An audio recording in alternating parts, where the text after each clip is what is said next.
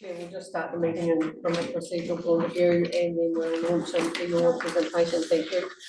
Good morning, councillors. Welcome to the 1st of April meeting for 2025.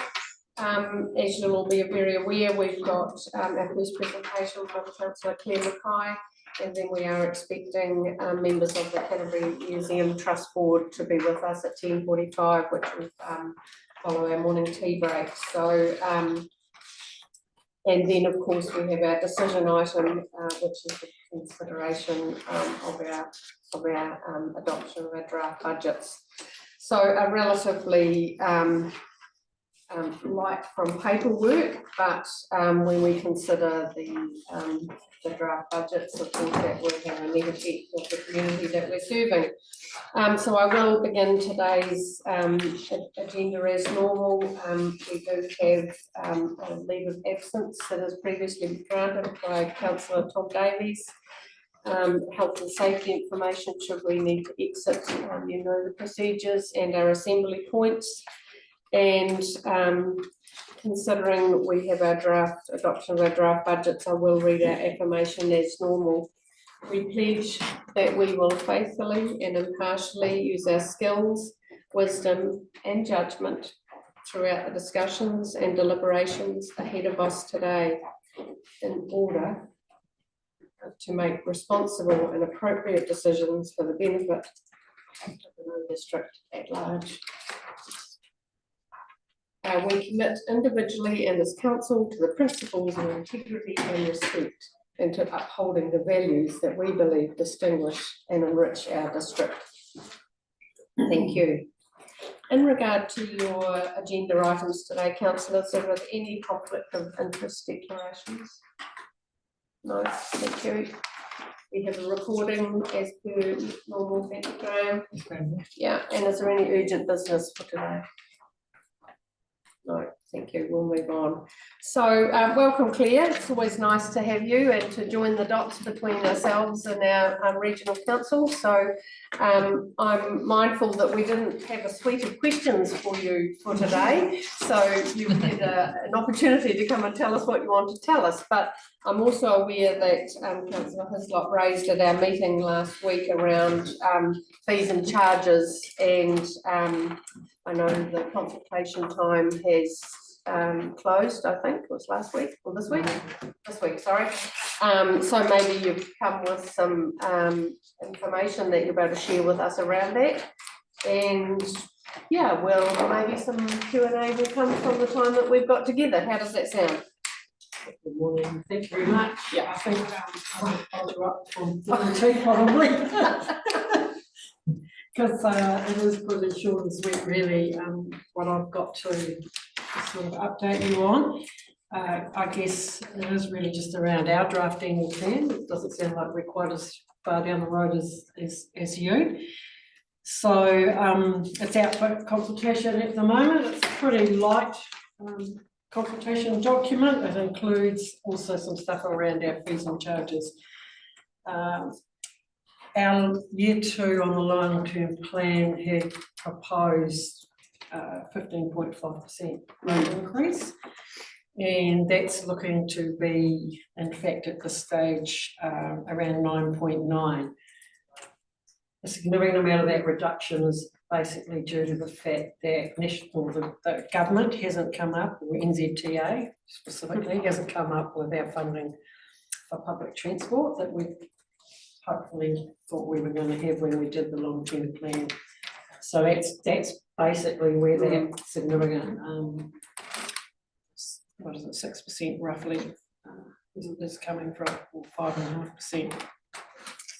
So there's not much change or not much benefit to our provincial people, but there's certainly going to be some savings in urban areas of Greater Christchurch, which you know, obviously use public transport and it's a targeted fund.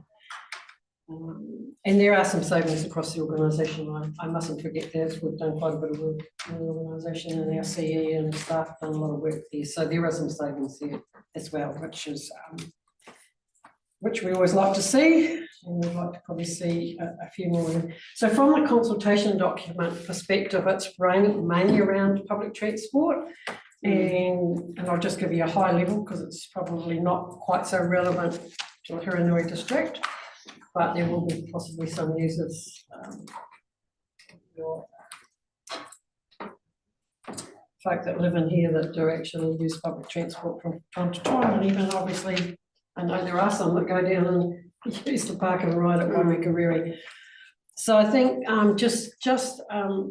initially, I'd just say that we have actually, council has already decided pre-Christmas that we would be putting the bus fares up from mid-year, and it was going to be associated with the new ticketing system. You might have heard of a Motomove, the new electronic ticketing system where you can use your phone to pay your ticket, payments and things like that. So our fares will be rising to $3 for an adult and $1.50 mid-year.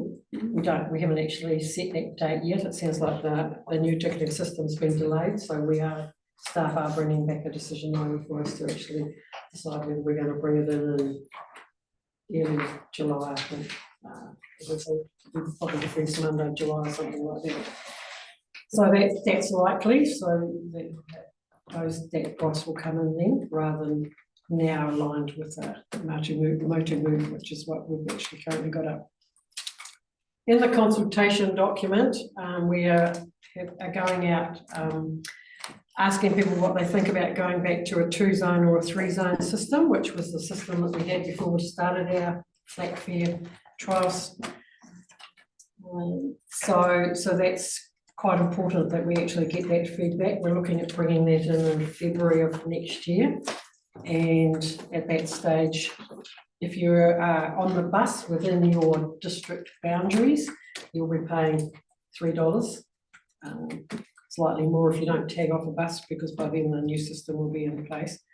And if you cross the boundary, for example, if you go to a Waimakariri into Christchurch, you'll be looking at a $4 fare. That's how we're looking at it. There are the third option, or the second option, which is the 3-zone option, does include a outer Darfield area, so that's further out yet, and we're looking, if that was brought in, they'd actually have a $6 fare, for example, coming out of Darfield and right into the city. So probably doesn't really affect too many people, but it's something that just to be aware of, that we are consulting on that. So we're changing away from our flat fare, no zone structure, back to something with some zones and an increase in fares. And we have indicated that fares will also rise on an annual basis, largely also driven by some central government directives through NZTO. So that's the basis of the consultation document, and there's a couple of PT ones that are specific to Selwyn District. More than feedback from Selwyn District. The PT, if that won't affect the sort of co-funding for our vehicle trusts within our district. So whilst it probably sits under that, it's not, okay. Yeah, the vehicle funding does sit under that, but at this stage, my understanding is that's not impacted. I mean, I think most probably community trusts are saying that the grants are not enough, etc., etc. I think I'm pretty sure they're inflation adjusted. Yes, and that's but we know that that's possibly not enough. So no, they're not. They're not. That's good. So just the public transport, the metro system. Okay. But in the back of this document, it's probably got a topic that around fees and charges. So that's not part of our annual plan. We took it out of the long-term plan so that we could have discussions, but we're taking the opportunity to get some feedback on the proposals from council around fees and charges. And I guess that's the one that might likely impact certainly the council, but also a lot of the residents that use the consenting services. I guess the biggie in there is the proposal to increase the cost by 14.1% in a one-off jump, in the first jump, I should say, and that's basically to ensure that the policy, that it aligns with our current policy in revenue and finance, revenue and finance policy, that is. That says that we will recover 60 to 80% of the consenting services from user pays. Currently, right now, it's at 56%, and it actually has been lower in previous years. The proposal, when we did our long-term plan, had that 66% would be recovered in year 2, which is the year that we're currently in. So that's quite a big jump between the 56 and the 66. So that's why we require a 14.1, which is what the council's gone out with.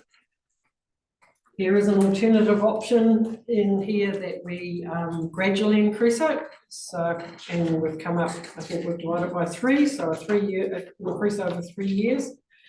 But that wouldn't bring us back into the policy range. It would only take us just under 60, so we're still outside the policy range. So you'll appreciate it's probably a wide view of people, of the councillors, from those that want it to be at 80% tomorrow, and those that want some gradual increase. So basically what it does is the cost of a consent will go up essentially by 14.1% if it's accepted as proposed, which is not insignificant when you're paying $9, $10 or $11,000. I've got a question coming. Yeah, yeah. You can see. I might answer. Yeah, Karen's in the middle. I'm sure I'm probably I'm probably on the same wavelength, but I mean, we do have to go through the process, and you know, I'm only one person. So, but there are some as well as that increase, there is some simplification around deposits. We're going from a range of having 19 different deposit fees to 4, and that's around the number of consents that you have. If it's 1 consent, it's a $5,000 deposit. 2 consents, 7.5, and 3 or more, 10,000.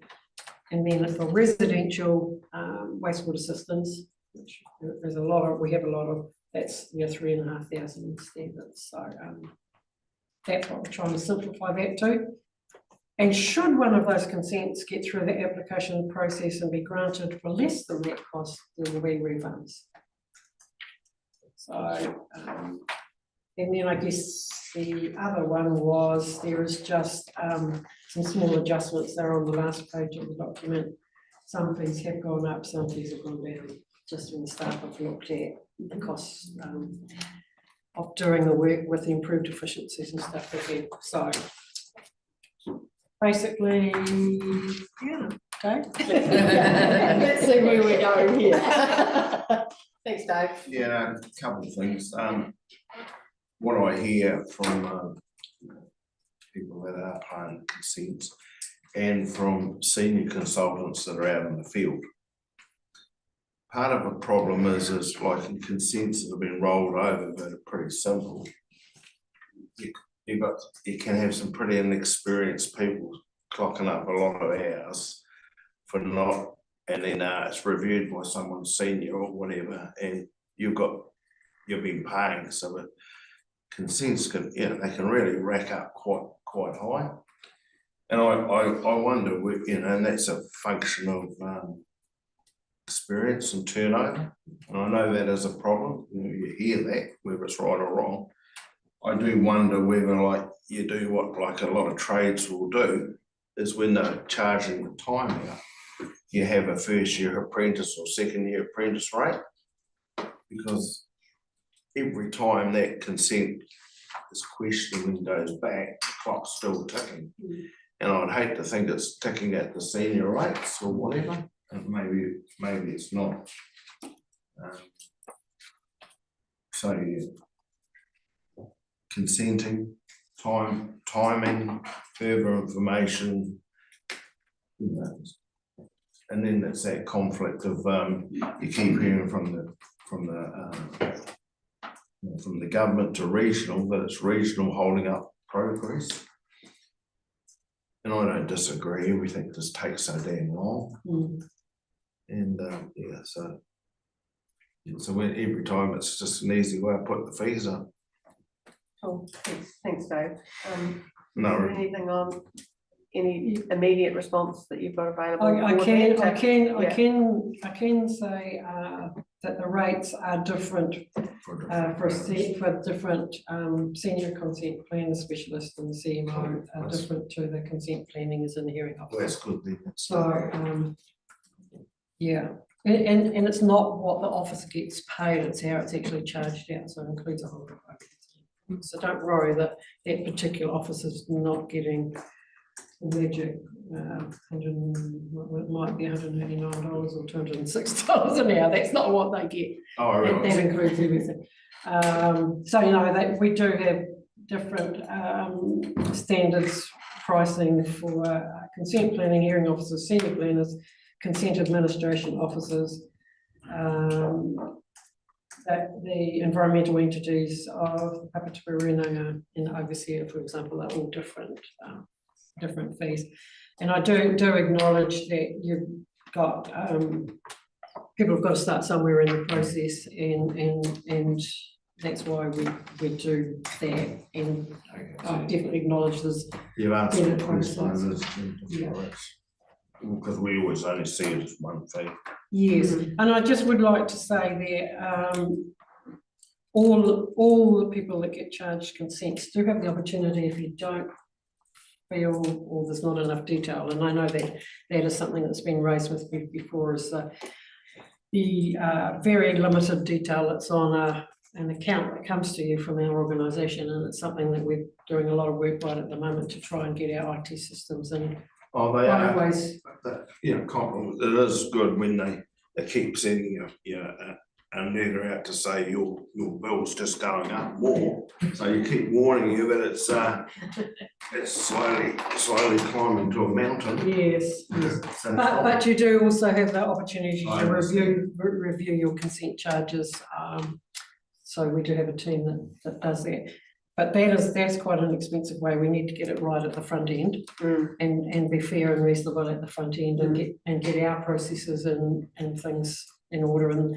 And our staff have done a lot of work over the last 2.5 years doing that. I won't say that we're there now. I don't think my director would say that either.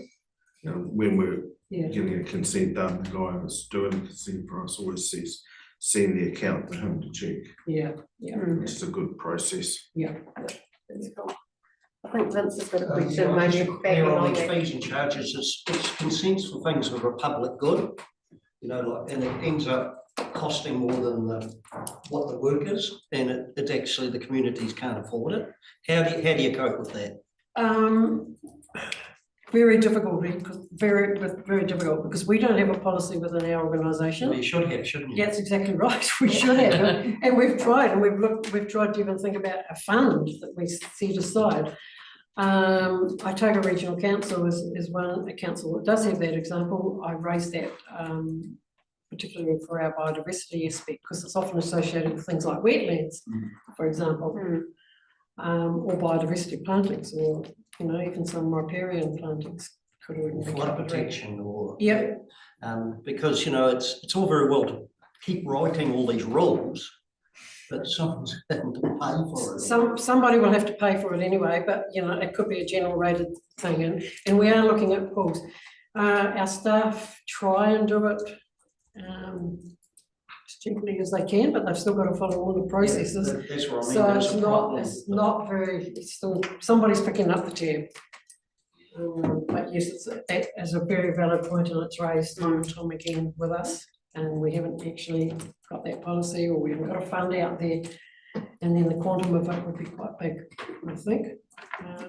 So how do we go about getting you guys to make that you get a policy together, so we all know where we stand? I guess it would be, you could put in a submission by Thursday, 5 p.m. on Thursday the 3rd.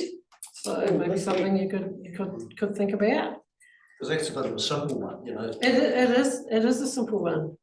But then, right, if we're trying to keep our envelope low, I mean, there's lots of another one, for example, and I'm quite sure you'd understand that, around how do we fund our catchment groups for facilitation of something like that. That's bigger right across the Canberra region at the moment. And then, you know, if you try and keep your rating envelope reasonable, or affordable, and I'm not sure that even 9.1 is affordable, but it is what it is. You know, what are we going to take it off? Or how much can we add? So this, it's a really difficult space, and I'm sure that you're having the same discussion. Grappling the same thing, yeah, that's Yeah. right. I think Ross probably follows on, that triggers always questions, doesn't it? Yeah, thank you, Madam Mayor. Claire, I'll start off on a positive. The driving over the Waipara bridge and looking down to my left there, the silver poplars and willows are sprayed decent.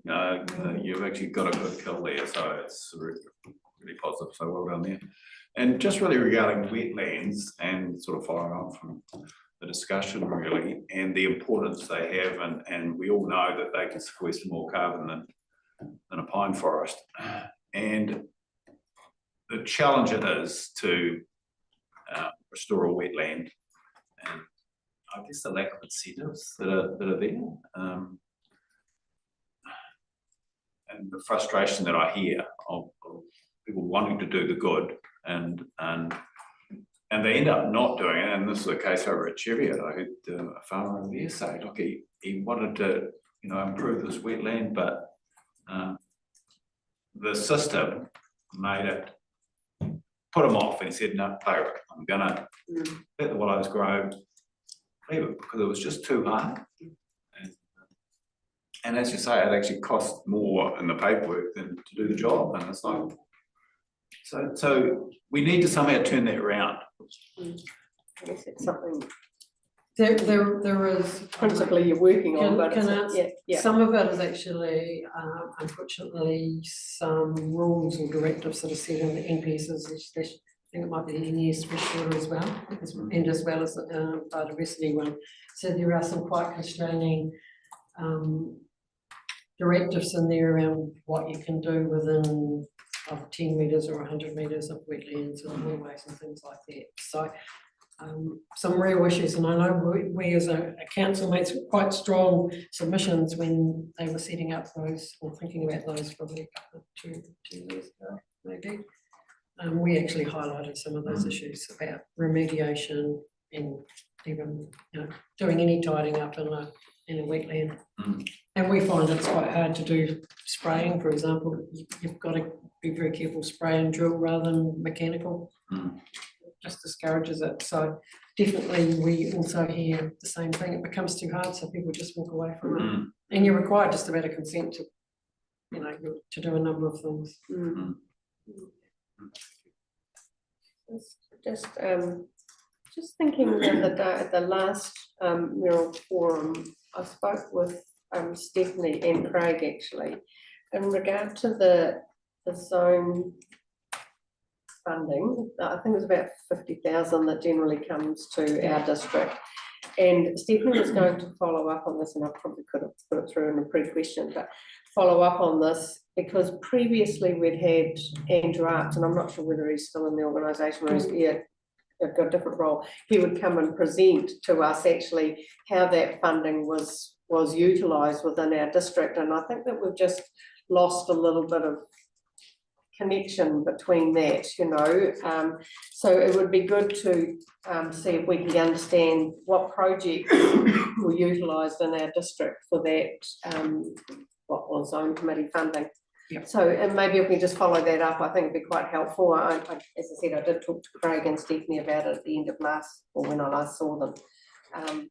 So yeah, I think it'd be interesting if, I don't know whether Andrew's the person or you and Andrew or whatever, just to give us a bit of an update on those projects and how that funding has been spent would be of interest to everybody. I think it's quite helpful to understand. Yeah. Yeah. Can I take Yeah. that in? Yeah, I know that the funding is still there. Yeah.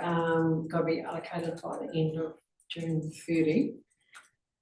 So I'll work with the team on that, and then because it doesn't have a zone committee, it generally has a recommendation that comes back to our council. So yeah, I'll make sure that's been followed up as well. So Judith's got a hand up, she might be able to help us. Thank you. The contact is Murray Griffin. Oh, right. So Andrew's in a completely different role. Yeah, okay, I'd lost sight of where, So I have spoken to Murray about making sure that there's some liaison with, at least with REMA about, projects before it comes back to the council for approval. Okay, so are you thinking that will happen in the foreseeable future? That will- Yes, but we can talk to Murray about that when he comes to the April, is that next Next week, next April, the week, zone committee. to talk about the zone committee. Yeah. You're about to ask him that question. Okay, that's fine. I just been thinking about it again and I thought, no, we've just lost sight of that connection, I guess, in the absence of the zone committee process. Yeah, okay, we'll do that. Thank you. Yeah, I was wondering what you guys have seen on the National Environmental Standard for wastewater. We know officers are working on a submission there, but I just wondered whether council can do it as well. Council's got a briefing coming up on Thursday. Haven't seen any papers yet. Right. Yep. That'd be good. So for us, it's quite an important issue. Yeah. Yes, Because our wastewater discharges for small townships are inordinately expensive, and we're reasonably supportive of the direction that the National Environmental Standard's going in, but there is some environmental trade-offs probably with the National Environmental Standard, so.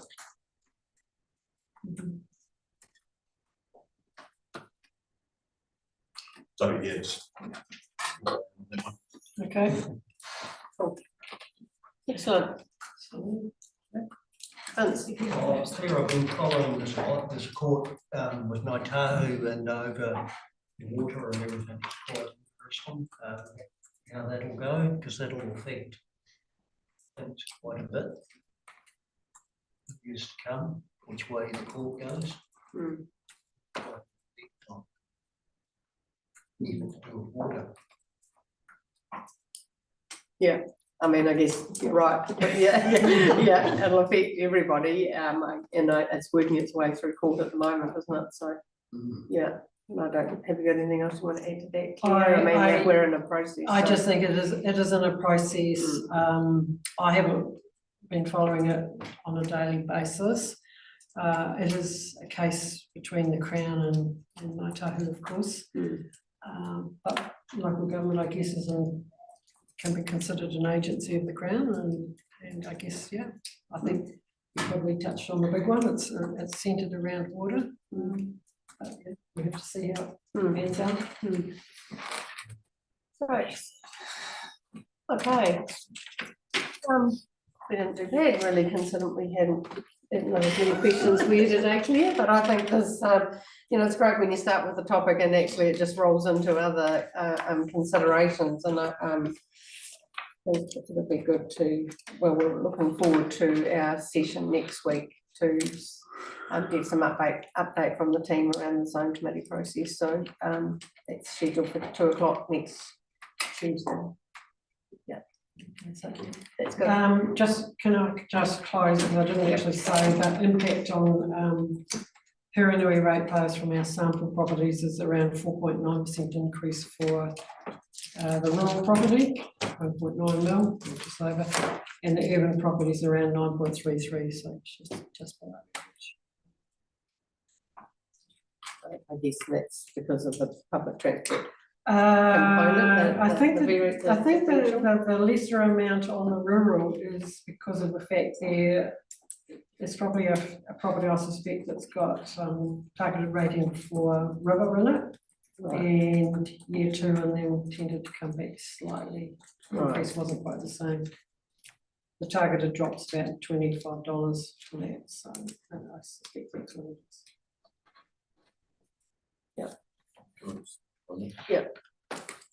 In a ratepayer the other day that talked to us about inspection of his septic system, and it's getting inspected every year. $253, I think he said it was. And I don't know what triggers someone to have an annual inspection who's got a new wastewater system. Yep. And yeah, he pays $253 a year. I don't know that specific case, but I do know that our rules, you can be a permitted activity, in other words, you don't have to get a consent, other than probably maybe through the Yep. TA, to put it up and you have it signed off. The permitted activity says that you have to get it monitored and checked on a regular basis. That's one of the conditions Yeah. of being a permitted activity.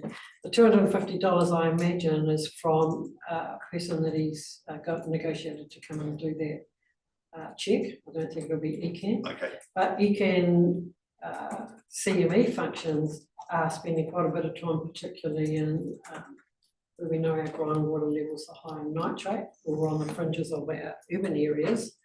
We're spending quite a bit of time checking up on septic tank systems, Yep. or septic, domestic wastewater systems particularly, to make sure that you are. So I'd encourage, if you're talking to anybody like that, to make sure, or any of yourselves here, that have got your own domestic, make sure you keep that monitoring information, those records, Yep. because that's what our CME team are wanting to actually see, that you're actually getting your septic tanks monitored and checked reasonably regularly, and filters cleaned and pumps are going and filtration Functioning as systems it should. working. So that's quite a big thing. There was a piece of a rec that's been done. I'm quite sure the paper's on our website, looking at a lot of the septic systems across Canterbury. There's a huge amount of them, 26 or 28,000 or more, I think it was from memory. Some of them are very old, some of them are, some of them are 100 years old. So you can imagine what impacts that would be having. So, and there is a piece that you cannot actually change old systems, you're supposed to actually upgrade them, but I do know it's not this. So that 253, I imagine, is the okay, charge, I'll it's a check out, monthly charge. I'll check out. Yeah. Sometimes it's even 6 monthly, but I think it's No, you see it. it'll be annually. I mean, I get ours done annually, ours are done all annually. Excellent. Okay, no further questions, councillors? Thanks, Claire. As always, good exchange of information. You know, we're all in the same game and we're all trying to do our best for the community that we're serving. So I really appreciate your time this morning and thank you for the frank discussion. Okey dokey. So councillors, what we might do is break for morning tea, and when we come back from morning tea, we'll have the consideration for the discussion with our museum trust board members. Carol, do you want to go? Actually, maybe it would help if we go Easier, to now, yeah. because then I can set up the Set up, okay. presentation. All right. Thank you, Karen. Do I have a seconder that we move into PE? Thank you, Gary. And the reason around that is in regard to commercial sensitivity for the information from the Museum Trust Board. So if you support the motion, all in agreement to that, please say aye. Aye. Those against? That motion's carried. Thank you. Thank you, Graham. Should have thought about all the jobs that you need to do. So we will break for morning tea and be back to welcome our guests from the museum at 10:45. Thank you.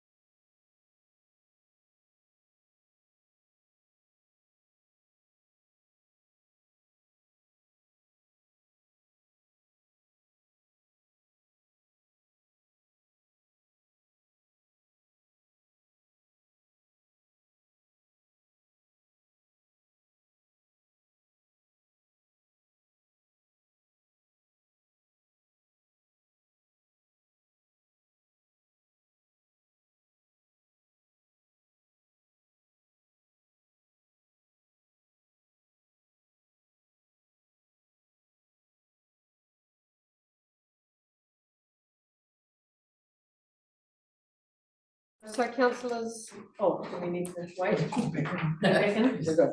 Okay. Councillors, we've had 2 presentations for today, the discussion with Claire and the Family Museum Trust Board, and that leaves us with our decision item today, which is 2.1, the adoption of our draft budgets. Fine. Jason's back in the room. Cool, let's have to do it. Not okay.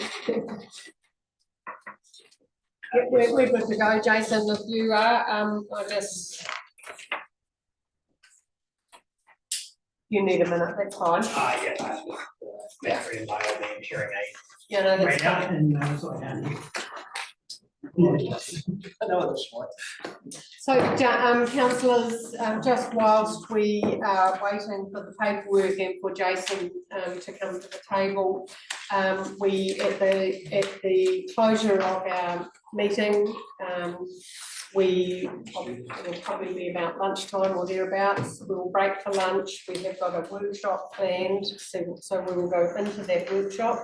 And then at the completion of that workshop, we will have a little bit more time to wrap up our councillor only session, inviting Hamish to be part of that, so we can, that will be how our day will close, and then Barry, that's respectful of your time as well. So, thank you.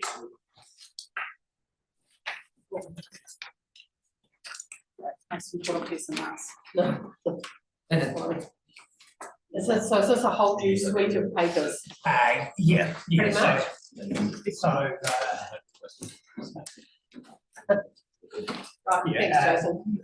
you met me around, what was included in your agenda was the snapshot as at the 26th of March. Yeah. Now, since then, the Cheviot Community Committee have met, and I've needed to make adjustments accordingly. So all of the, so what's been handed around and what I sent through last night was further discussion, carrying on from the previous discussion in the agenda pack, and then I added sort of the updates to all the additional to the updates to the appendices. So I've just included the hard copies of those, except for the capital program, because the capital program that we've got in the agenda hasn't changed, so there's no point in printing off another 13 pages on A3. Yeah. So, Fine. yeah, so I suppose the easiest thing is to go from the start of in your agenda pack, page 3 of the agenda. First port of call, obviously, the background here. So when we set the long-term plan this time last year, we had a rates increase in the 24-25 year of 10.98%, and then had allowed for a 14.49% increase for the forthcoming year. The key component of that increase was predicated by the increase in the rating rates, and but we did certainly consult with the community on the basis that that increase would be matched by funding from NZTA or Whakatahi. And but you know, we didn't know when we went out to consultation there was a fair amount of uncertainty about that level of funding. But you know, I've just replicated took an extract from the consultation document, page 13, that talked about that very thing. The dialogue in the CD did provide for processes council would undertake if should it be granted the full amount of the NZTA bid, but also if we're awarded less, and it's just highlighted there if the amount awarded is less than the bid, then the rating budgets for the 25-26 and 26-27 year can be reduced as part of the subsequent annual planning process. And we're well aware in June 24 after we concluded our consultation and deliberations of the submissions that NZTA came out with their indicative program, which was substantially less than what we had allowed for in the plan. And this meant, you know, what we did essentially as an interim step was leave the roading rates that we allowed for in the long-term plan at the same level. Obviously reduced back the subsidies because we weren't getting them, and reduced the roading program accordingly. But that issue was exacerbated in August when Waka Kotahi announced that the subsidies for the low cost, low risk program were essentially eliminated. And we did have substantial amount of budget associated for the low cost, low risk program throughout the long-term plan, with NZTA coming in with 52% of that. So so that has meant that the low cost, low risk program budget that we had allowed for in the 24-25 year will not proceed, but we have collected from our rates the local share portion of that program, which, as you'll see in the numbers, we are actively using to offset the cost for the 25-26 year. Okay, so bottom of page 4 there, the updated roading budget is part of the number of budget workshops that we've had over the past few months. We had actively reduced the program to take into account of the reduced subsidies, and also the trying to make sure that the effect on the rates weren't as high either. So top of page 5 is the blue column is obviously the forecast for the current year. The pink column there was what we had predicted in year 2 of the long-term plan, and then as part of the updating the roading budgets, the green column there is what we have put through as the annual plan for this year. So the key component there, write down the numbers, the program itself shows here that our updated program for this current year is 12 million. What we were predicting in the long-term plan was a program of 17.7 million, and that's been paid back to 13.5 million. But more importantly, the funding components relating to that. So you see in the blue column, the subsidy money that we're expected to receive of 5.1 million in this year. We had already set the rates at close to 7.5 million, but we'll have monies left over from the rates because we're not doing the low cost, low risk program of about 600,000.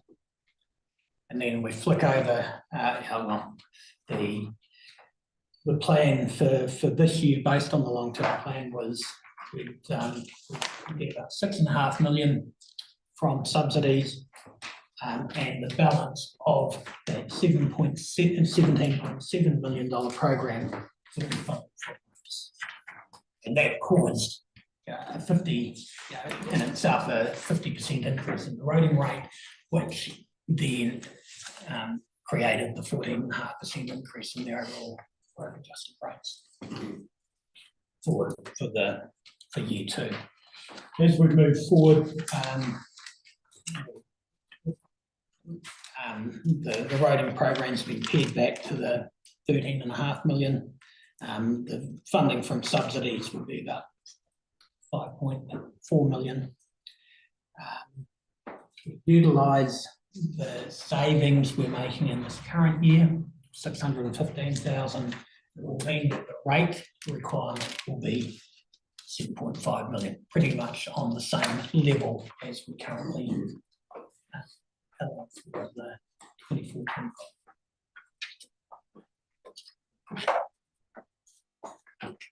any questions about that. I mean, highlighted way back in workshop in November and then carried forward into the annual plan workshops of February, March. Everybody happy, or if you've got any questions? Feeling clear? Yep, thanks, Jason. Okay, the next component related to the capital program, and so we had long-term plan that was adopted in July 24. We had a total capital program for the 24-25 year of 36.7 million. We had a total of 6.3 million of projects that carried over from the previous year. And the bulk of that was like some soldiers block work. So theoretically, we had an updated capital program of 43 million for the current year. For a February meeting of council that Dan Blair prepared a report that provided a forecast of the capital expenditure at just over 37 million. So that had been flowed through into the reforecast for the 24-25 year, because that was important to understand the effect on debt leading into the start of July 25. And when there was an opportunity to have a look at the capital program for the 25-26 year as well, because some of those projects that were not completed or not forecast to be completed by the end of June this year flow through into the new financial year. So making allowance for those, so the total budget wasn't exceeded, but obviously split over a couple of financial years. So going through that budget, we had a budget of 37.4 million for capital works, and the reforecasting or the revisiting of the capital program, we're at 1 million. Now there's a chunk there that relates to roading, which we've talked about previously, but the key variance is there. I've just listed at the bottom of page 6. There was a key piece of sewer plant for Amberley that is the R plant that will be sizable expenditure item, but only a small portion will be it's expected to be completed in the 25-26 year, and the balance will flick over to the 26-27 years. So it's just split over those 2 years rather than being entirely funded in the 1 year. As I mentioned, the roading capital expenditure has been reduced due to the funding restraints previously.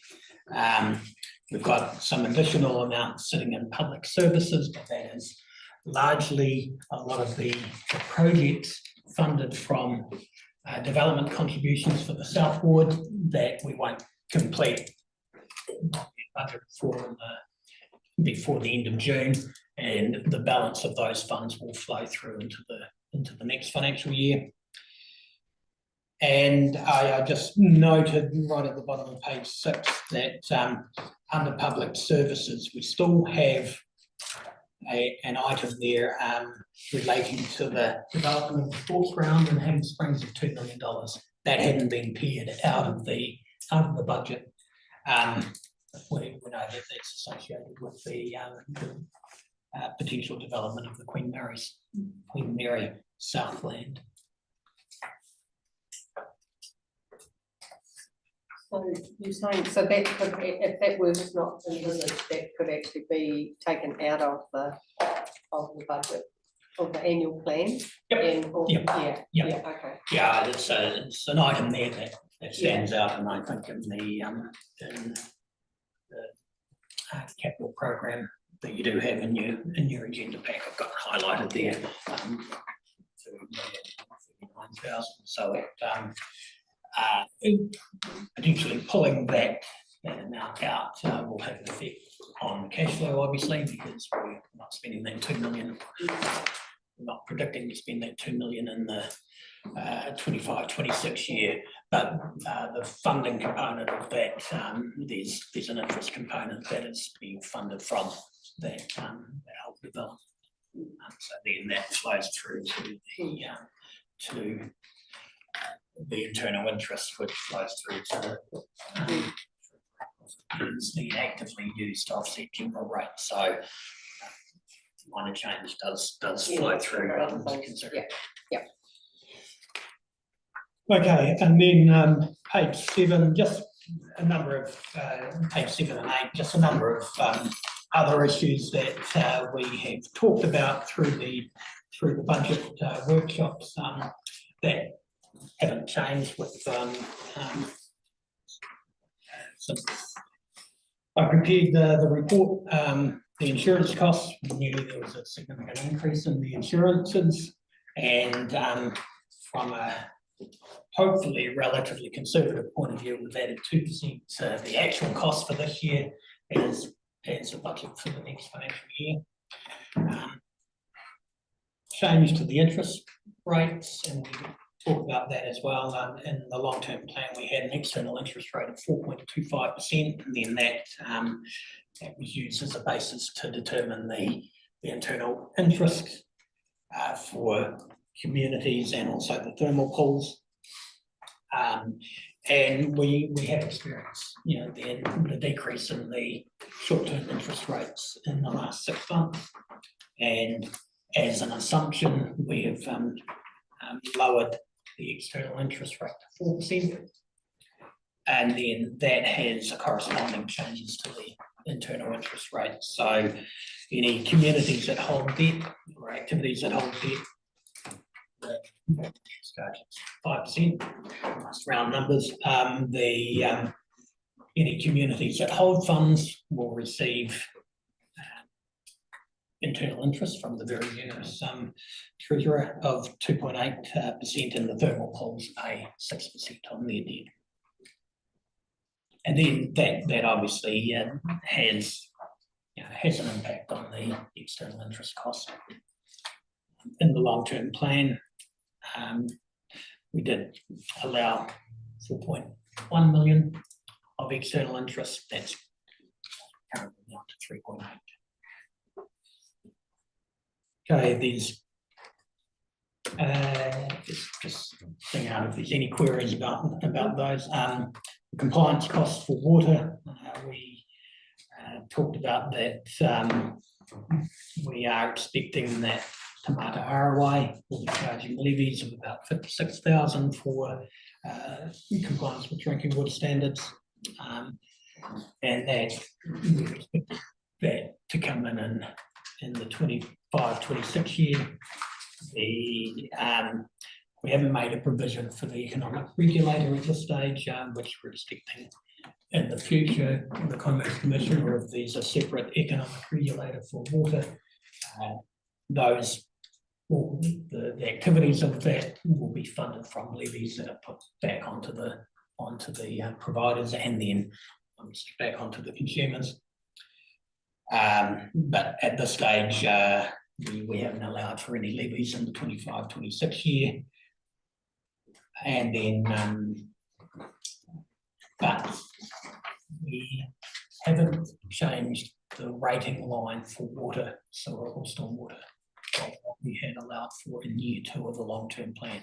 Now, in year 2, we had allowed for a 6.5% increase in the water rates, and about a 10% increase in sewer rates, and about the same for stormwater rates. And that was still with the intention of staging in the funding of depreciation, the second stage or the second year of that staging process. Now that, as we talked about, might not be enough if we, in the future there will be the expectation from the water service provider to meet revenue sufficiency requirements, but that is a discussion for another time.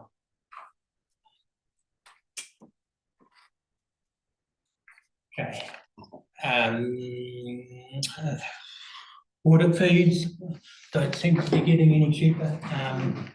As I showed in the workshop, the fee of the annual report audit for this year is 238,500. I've allowed for 5% increase for the 25-26 year, which pushes that cost up to over $250,000, which is almost $50,000 more than what we allowed for in the long-term plan. And that item alone is 0.25%, 0.75% of our rates. It's significantly more. I'm trying to find some good news here. Page 8, so yeah, subsequent to the council's workshop, with 5 of the 6 community/ward committee/boards.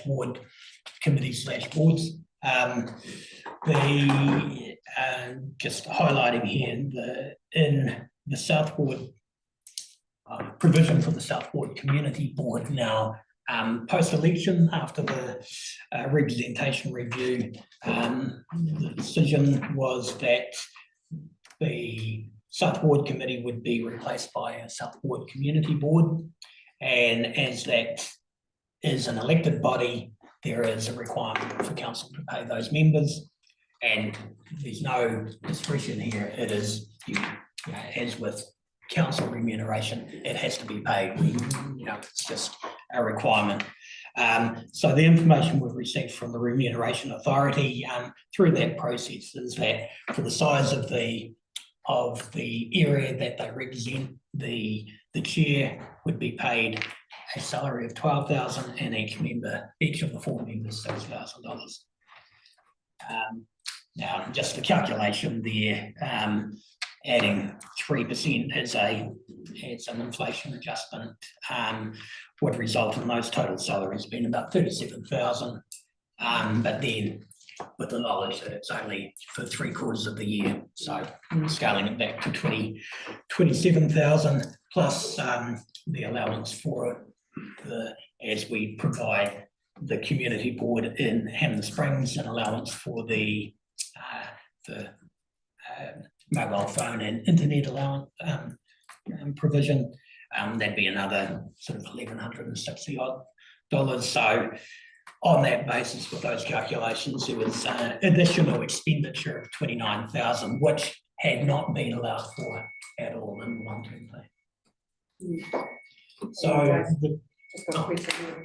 Joseph, can I just ask a question related to that, through the chair, if I may, because I'm completely au fait with that because it was discussed at Southwood. But in addition to those, to the remuneration and the phone and internet allowance for community board members, would there be provision for those members to ask for reimbursement for travel and travel time for anything related to their work on the community board? I mean, we'd make the assumption that they wouldn't be travelling far, but if they were going elsewhere on business, and if so, would that fall to the South Ward, or would that fall to the council governance budget? Would initially fall to the South Ward. Now, I have not allowed for a mileage component on the basis that we don't really pay mileage to the Hammond Springs Community Board members. No other reason that I didn't think of it at that time. I suppose we can wait. Have a period of suck and see, for a want of a better term, to see. Certainly we do allow a purchases budget for the community board in Hammond Springs for attendance at community board conferences, those sort of things. That would just flow through to the South Ward amenities account, as it does with the Hammond Springs amenities rates. Thank you, it's just good to understand those hidden costs might be there. I mean, the bulk of the other costs relating to servicing the community board, we don't expect to be any different to what we do with the ward committee. Thank you for that. Provision of the governance advisors and the likes remains largely the same. It's just, all due respect, just a different name at the top of the agenda. But I think the reality of what you're raising is that for a new community board, there may be a desire to attend community board convention, meetings run by LGNZ or the like. So there could be an increased cost maybe in the first year as they bed themselves down. And it's probably important that the community understands that. Those I were the think that's exact what you're costs that I raising. was alluding to. Yeah. I was thinking around the local government induction programs and that sort of thing, which would involve travel time and conference costs. But Or flights, actually. possibly, yes. But I just wanted to be sure that we were all aware that whether or not those costs have been included. And that it might have an impact further on the South Ward Amenity Fund. I suppose the key takeaway there, halfway down page 8, was that the South Ward Committee recommended that the amenities rates be increased by that 29,000 to cover those unbudgeted costs. So at least it's the community or the ward committee had already allowed for a 7.85% increase in the amenities rate year on year to reduce the overall debt. If we add the 29,000 to the mix, that increase specifically for the 25-26 year would be 12.25 just for the amenities component of that, and allowed for that and flows through into the sample properties, so you can see how that affects those.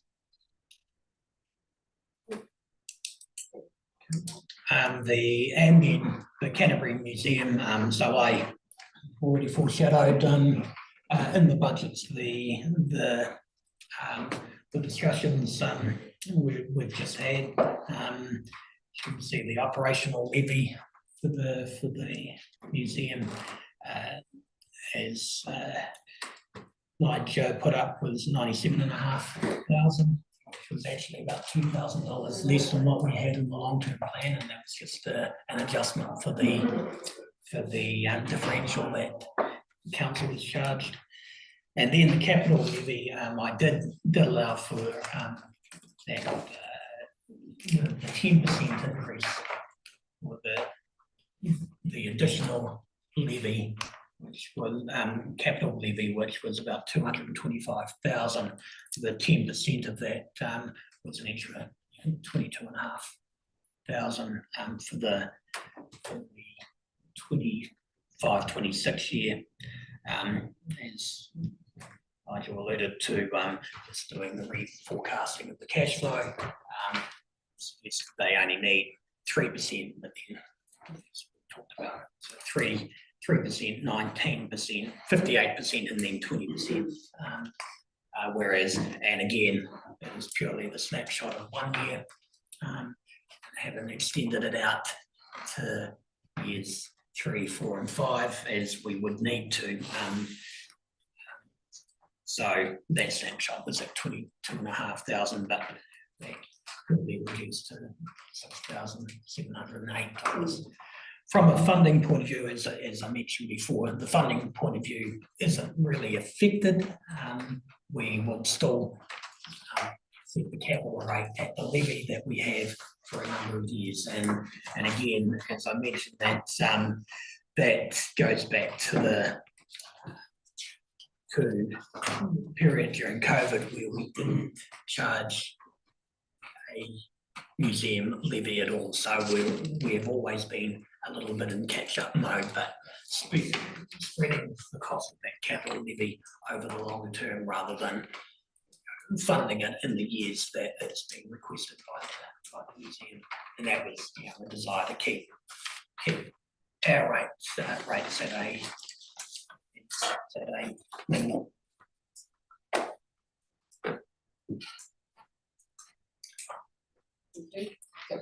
Okay, so they were the major changes up to the end of play on the 26th of March.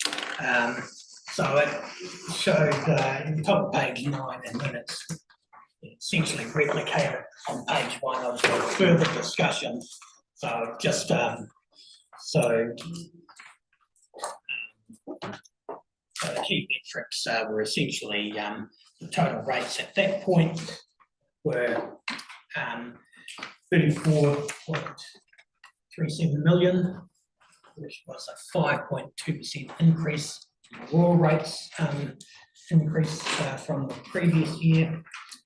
And then accounting for the growth ended up being a 3.44% increase. And as opposed to the 14 from the plan. The other key metrics that I keep referring to is total capex of that 30.9 million. The total debt based on that version of the budget was 104.5 million, and importantly, our debt to revenue ratio was 160.87%. That's where we got to there. I think I did talk about the fact that there was still, prepared that there was still community committee to discuss, and then a few other components to try and work my way through it over the subsequent days. Okay, so page 1 of the new set, the continuation of the report. The 26th of March 25 version of the budget, as I've mentioned before, and then on the Cheviot Community Committee held its budget meeting on the 27th of March, and key movements from the initial budget was there was a line item for legal fees for the Parnassus Reserve of $5,000 that was removed from the budget. The community committee itself did raise a level of concerns that it was sitting in debt, and that had prompted a recommendation to increase the amenities rates by $15,000. And so the LTP budget had allowed for a 6% increase in the amenities rates, and that for year 2 that allowed for rates of $114,000. If we add the $15,000 additional amount, it brings that rate balance up to $129,000, and that represents a 19.9% increase in the rates. But when it's broken down to individual rate payers, it's an increase of about $50 per rate payer. And during the meeting, I was able to show the effects on the sample properties for the rate payers. Now, further concern, which I'll allude to a bit further through, was the increase that we have in the wage allocation. And it's not isolated to Cheviot, it's also apparent in Hiranui and the Glenmark community. So there's a bit further discussion to just try and address that. But anyway, based on before doing any of that wage allocation work, we just did a snapshot of the budget at that point, and the total rates. The decision was to increase the rates by 15,000. The total rates, strangely enough, only increases by $5,000. Now, the reason for that is that, and I've tried to explain it there, with the additional rates received, the cash balance that I had in my balance sheet at the end of June 25, end of June 26 was 487,000. So we added $15,000 of revenue coming in. It actually pushes that cash balance over $500,000. And the parameters we've consistently used in determining our debt forecast is making sure that in the budget, our cash balance is anywhere between zero, don't want to be an overdraft, and up to $500,000. And then every $500,000 above that just flows through to a debt line. So it's having that small additional rate, $15,000, allowed us to reduce the debt by $500,000. And then that reduces the interest cost, or the average interest cost on it's usually $250,000 at 4%, that's $10,000. So that is a reduction in the interest cost, which flows through to an increase to the surplus derived from the treasury account, which is then actively used to offset the rate. So that $10,000 savings in the interest cost flows through to a savings in the general rates.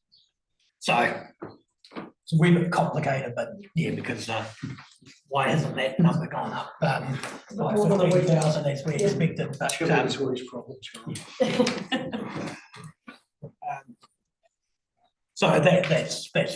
to. So the rates will increase from the previous version to 34.38 million.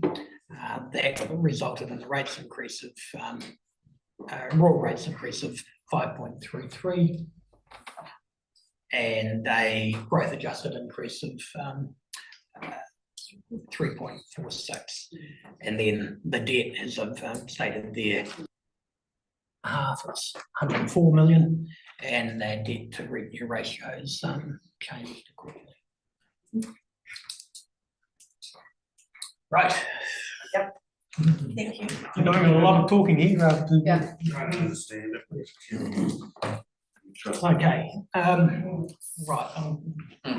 Yeah, I mean, I'm happy to carry on maybe till, give us another half an hour till 1 o'clock, and see if we can work through this report while we're doing so. Do I have the support of everybody to do that?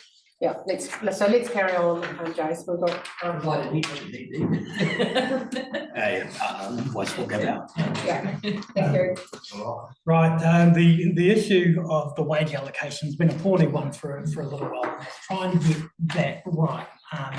So I'm just sort of explaining again on page 2, bottom of page 2, that we've got 7 cost centres that is funded via a wage allocation rather than an overhead allocation. So what we simply do is those 7 cost centres, we work out the individuals that make up those teams, where their time will be allocated to throughout the year, and it is an estimate at the start of the year.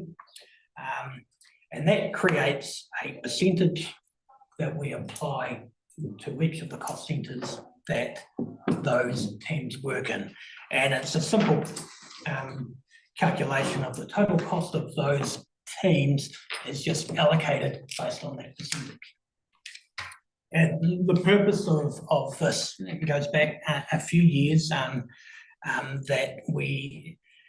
these cost centres aren't true overhead cost centres.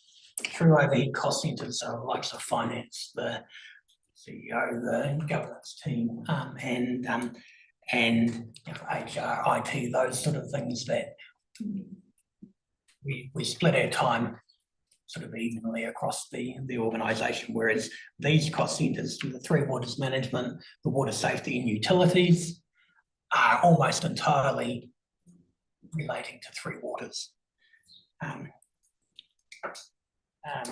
And 3 waters planning, and yeah, and then the program and contracts team. Team, their time is involved doing projects, so their time's allocated to those projects. And then the maintenance and property amenities team are largely spent doing things for the communities, the reserves, the buildings and the like, so we can identify where they are. So the total cost of each of those teams is just allocated accordingly. Now, you know, we as part of the process for the and the reason for doing that, well, one of the benefits of doing that was reducing the overheads, because that is a real issue we were facing with the previous water reforms about stranded overheads and making sure that the components of those teams' work were actually sheeted home directly to where they were working, rather than part of a global overhead component. Getting nice, so I'm. No, I think we understand where you're coming from, but that actually the cost centres that you're talking about are actually because they provide a service and they're being paid for that service, as opposed to the true overheads that are spread consistently across the organisation. So I think we kind of get it. If I, yeah. Thank you. Cool, right. But you know, with that assessment, it just comes a calculation, and then looking at the components of the calculation. So when so I'll read what I wrote because it made sense at the time. So the allocation of the maintenance team of the property and amenities planning team had specific effects on the cost structure for the amenities budgets, and the pure calculations just created some anomalies there. So you can see there with the 5 amenities accounts, with landmark broken down into three separate areas. The balance that we had in the long-term plan was as that, and then the pure calculations that were done for the annual plan created a number that's quite different. So based on that, there was a difference of almost $70,000. Now,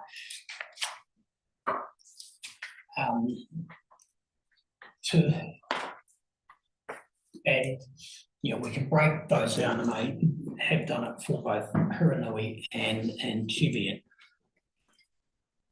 broken down to the as that each of those teams are expected to devote to those communities based on the wage split or the assessment on each of the staff members' time involved with those particular areas.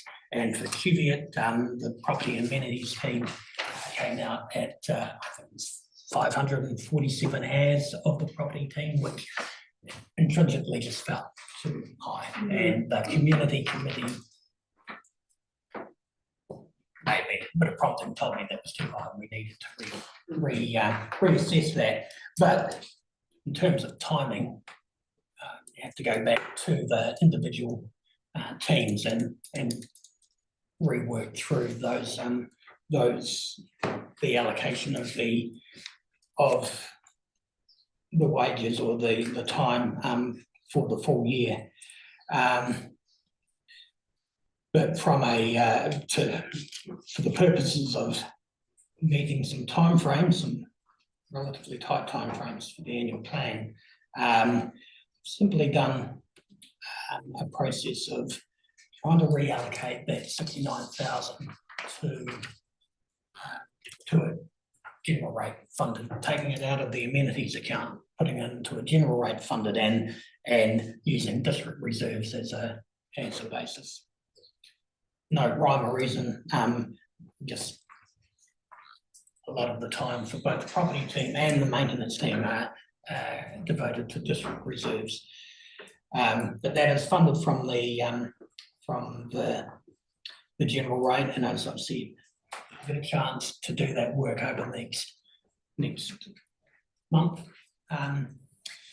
But for now, I need to have a budget that is comfortable with adopting so we can move to the next stage of the Yeah. consultation document. And I guess that some of the costings that you, or the hours relating to costings that you would be reflective of the use of those services last year in those communities as well. So it's not just a, you know, a pie in the sky. There is some, and there will be some unders and overs that will be adjusted as we go, but it's based on some evidence from last year and previous years to get us to this point. Is that That's correct? correct, yeah. Yeah, so Yeah, that and so- kind of gives us some confidence that have got. So, you know, I would say at pains not to just unilaterally Yeah. change those numbers without, you know, reference back to Yeah. to the teams and making sure that they're comfortable with it. Otherwise, there is a, you know, accountability. CFO did that, not Yeah, consulting. I mean, I think it's a really useful discussion because it's actually what you've captured or you thought initially, but actually what you captured in those communities as well is to make sure that the allocation of wages is as close to as we can so that doesn't get us out of kilter at the other end. Question? Just a comment really, thank you, Mayor. I think the other thing to note out at Cheviot the other night was that they actually employ a contractor separately and that hadn't been part of the calculation. So it's a fact-finding mission on Yeah, it's ground truthing what's happening and just getting that balance between making an allocation. I know in Waipara at one stage with those numbers, they were looking at being severely in debt, which they've never been, and they get outside funding. So it's just, I'm grateful that we're able to go through this process and look at it more closely, because oftentimes in our operations meetings, when you look at where the property team or the amenities team has spent their time, and it's predominantly in the predominant hours are generally in Amberley, Hanmer and those two probably. yeah, probably mostly those two. So just trying to work out employment of a whole team over that time, and it's not straightforward. Okay, so it is. I use it all the time, but I don't like using a bit of a quick and dirty. Let's take it out of the amenities, put it in and general rate funded, and then, but the increases that we've allowed for in the amenities rate were set as part of the long-term plan with adjustments to Cheviot and South Ward. So reducing it from the amenities doesn't automatically reduce the rates overall. So taking it from there to a general rate funded area is an increase in the general rates. So so again, just got a small snapshot at that point at the bottom of page 3. If we just redistribute the rates, the wage allocation as I've shown there, the rates for amenities have stayed the same. The general rates have actually increased by 69,000. So the total rates would be 34.4 million. That's a 5.54% increase, raw increase, or a 3.66% increase. The other components are the CapEx stays the same, the debt levels stay the same. It's just the debt to revenue ratio actually drops a little bit because there's an additional rate money there. So that if we did nothing, but then I have not sort of satisfied, sort of went into the process looking at 3.5% increase and trying to maintain that. So I've this is where I had to unilaterally change some numbers to the general rate lines. So page 4, I've tried to explain it. So the basis of the budget for the 25-26 year were generated by a very, very detailed activity-based budgeting process that we went through with all budget holders as we started preparing for the long-term plan. Now, within those activity-based budget processes, adjustments were made for one-off issues, that one-off items that appeared throughout the entire 10 years. But there were many of those line items that were determined to be routine expenditure items that we would expect to spend year on year. When we set the long-term plan, so we had those budget items there, the long-term plan required us to adopt an inflation adjustment for year 2.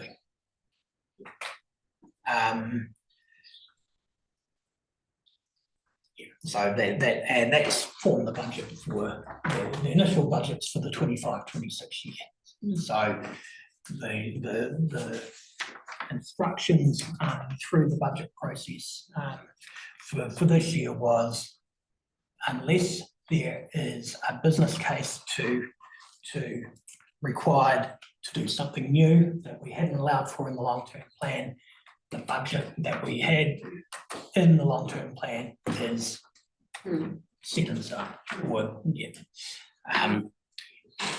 Really expectation that they will come back, but certainly no expectation that they would increase unless there was a detailed reason for doing so. Sorry, Pauline. Yeah, if I may, through the chair, and I think this is the best place as any to raise this and completely understand what you just said about the long-term plan, and maybe the long-term plan process would be better. But just because you have noted it there, just in regards to the contestable fund, so bringing it back to the 10,000 and, you know, not including the inflation adjustment. And I'm sure that I'll be corrected if I'm wrong here, but my understanding is that that is $10,000 per rateable area. And so if you consider that 6 rating areas, $60,000 in Westwood, Taranui, Amuri, Hanmer Springs, 10,000 each, that is $30,000. And the Eastwood, Glenmark and Cheviot, 10,000 each, that is $20,000. And in the Southwood, perhaps by virtue of the fact that we only have one community committee, despite the fact that we have the largest population base, we receive $10,000. And I know that our land area is smaller, but I just feel like at some point I need to advocate for the South Ward constituents that feels really inequitable. And in South Ward, those of us who sit around that table, you know, we scratch around for money sometimes in the contestable fund. I see Glenmark, you know, you guys are able to open up applications for the contestable, and we're kind of sitting here with our big population. Now, I'm not by any state of affairs suggesting that we take from any of those other committees. Yeah, woe be me to do, but I just feel like we need some sort of method or to make that more equitable for the constituents in the Southwood, because at the moment that just feels it's been a status quo and it just doesn't feel right. And I'm sorry, Madam Mayor, as I say, this might not quite be the right place, but it's mentioned here and it's a standard cost, and I'm not even sure of you know, perhaps councillors from other areas are aware that that's the situation. So, yeah. What are there levers that we can pull? I mean, we're not talking about a great big amount of money, and like I said, I'm not talking about taking some from here or there, but there must be a lever that we can pull to increase equity here. Okay.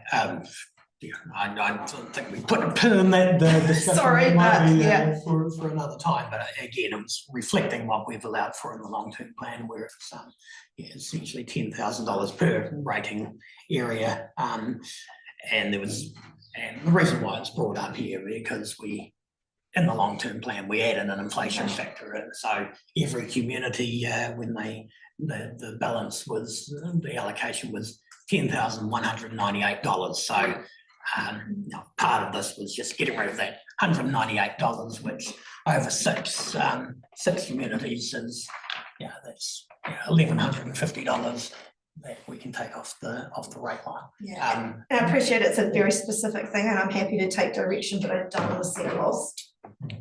what you don't want to see lost is actually the opportunity to have a debate around that. Yeah, and at make an some future adjustment time. perhaps, yeah, Um, that's right, Yeah. yeah. So I'm happy to move on with this process, Yeah. but I just want, yeah, I mean, I'm interested in others' feelings, and this might not be the right time. So I but- guess if we put a asterisk by that somewhere and expect that start, really, I guess that's obviously with you, Jason. I think there is, what you're raising is, well, I think for other councillors that is representative of other communities will be considering how that funding comes and how it's allocated within their own community. So I think there is a much wider debate that needs to be had, and I don't think today's the day to have it. Yeah. But perhaps we need to put a fingerprint on it somewhere, and at some point, Jace, you can bring that back for a much broader, more intense opportunity for that discussion, and it might feed into an LTP review, maybe. Would that be the best? I can certainly bring it Yeah. before that, and we could make adjustments for the annual plan for the forthcoming year. That would be ideal if we were able to come to an appropriate consensus. I think my gut feel is that I actually think that it's quite we're going to have a broader discussion and actually just thinking about that on our without too much opportunity to debate it fully, I suspect. Just getting a gut feel on what other communities, I mean, I know that the Renew Community Committee always look forward to that funding, and it is used to allocate and bring benefit to the community. Murray do the same, Cheviot, you know, so yeah, I think my gut feel is that it's probably not the right discussion for today, but if it needs to be a discussion that would feed into next year, if it was changed, yeah, I just don't feel as if we've got tools to make that change right now. My gut feel. Yeah. Sorry. Through the chair, just wanted to speak in support of Councillor Wright's comments. We did raise it at the last South Ward meeting. I think it's something we have to bring back to the table. The equity factor is of concern to me. I'm speaking in support of that discussion. Yeah.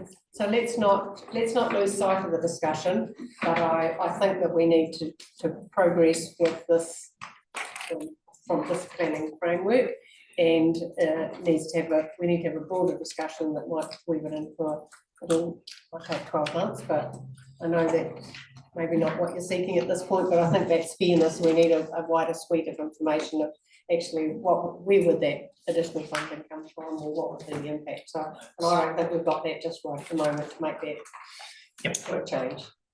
That's my gut feel, but we won't lose sight of the opportunity to further discussion. Are you comfortable with that?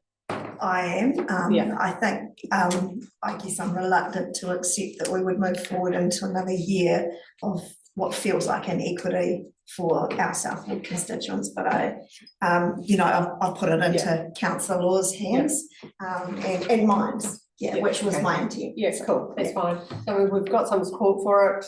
So what do other councillors think? What are your feelings, Karen? Well, I'm not sure what the process is. It would be quite good to be clear about that, because I agree with you, Pauline. Another whole year is, I guess, a lost potential to do further development in the South Ward. Could the South Ward committee do a submission to this in the plan, which is going out for consultation, or how would we need to know how it would happen to make sure it does get triggered, or where would the funding come from? I think that's the big question. Yeah. Without it impacting on other communities. Can we just understand that? So I mean, we can bring you back paper, but you know, if you wish to allocate funding on a population basis, which seems to be the suggestion that there's an inequity in the population. South Ward's 40%, West Ward's 40%, and East Ward is 20%. And so if you took East Ward and say we don't want to affect the funding of that, that means that you have to move the funding from $60,000 a year to $100,000 a year. So you got to find another $40,000 a year. But we can bring back paper and explain the ins and outs of it. The other thing would be to split up the existing 60,000 on a 40-40-20 basis, but that would mean that two areas, East Ward and West Ward, would receive less than what they're receiving now. So, I mean, you know, it's a difficult one. I mean, the contestable funding, we have had it down lower previously, we put it up. But we didn't deal with that population inequity. We did that, so yeah, I don't know what the answer is, but we can bring you back some options and you can decide what the answer is.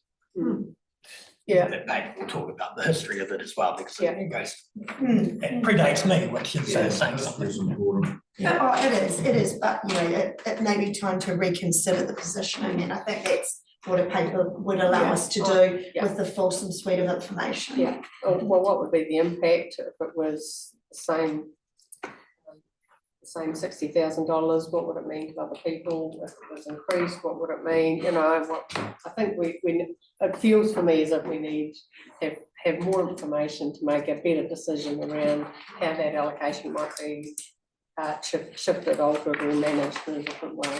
And I'm not sure whether I've got that information right now today, actually. Robbie, you've got your hand up. Yeah, it sort of brings back a thought that I had a while ago, is particularly when we're taking out of general amenities and putting it into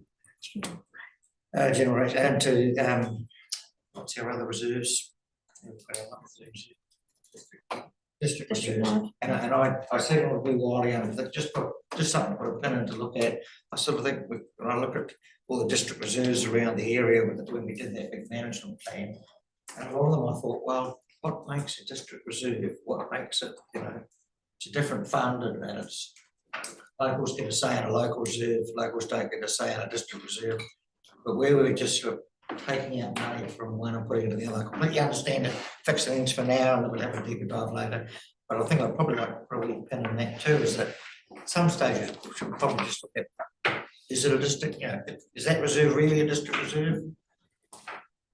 We'll probably, yeah, we'll probably dive into something on the outside of, because that was probably the timing to discuss that might have been at the reserve management plan process. If it was is it still a district reserve? Is it still a local community reserve? You know, that was probably that discussion time. I think from just, you know, it would feel as if we would be wiser to understand the implications of the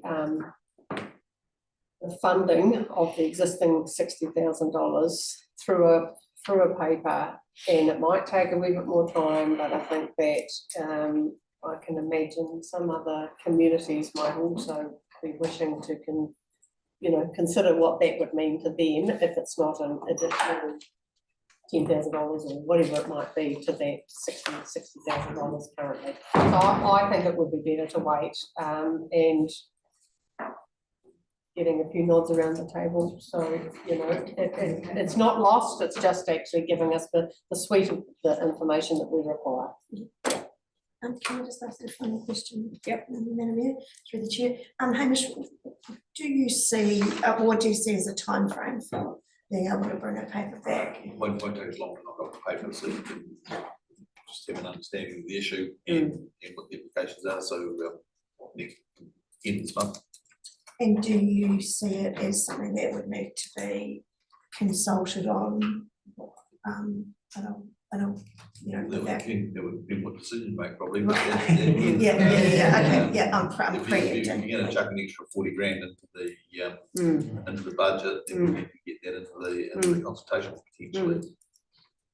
And I mean, I guess what I was thinking also, I mean, if Southport were going to submit in favour, the likelihood of some of our other committees, they will also submit, but they may not submit on the same theory, you know. So that will, I think it feels like we need more information to actually have some of the history. Why is this here? And what was the consideration for the equal split? And are we in a period of change or not? And let's have that information in front of us. Yeah, thank you for letting me raise that. Yeah, okay. Is everybody happy with that? Radio. Let's move on. Thanks, Jason. We've hit 1 o'clock, but we'll keep moving. Oh, okay, yeah, well, Because we're the- here at 3, we're hungry. Yeah, that's right. I suppose the purpose of raising that is just highlighting the fact that within the